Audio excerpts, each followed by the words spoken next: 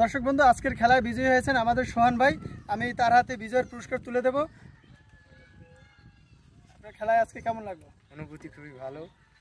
সবাই খেলায় অংশগ্রহণ করবেন, আর খেলায় খুবই মজা হয়। সবাই লাইক, কমেন্ট, সাবস্ক্রাইব করবেন, আর সবাই পাশে থাকবেন। ধন্যবাদ। দর্শক বন্ধু, আজকের খেলায় দ্বিতীয় হয়েছেন আমাদের রিয়াজ ভাই। আমি তার হাতে পুরস্কার তুলে দেবো।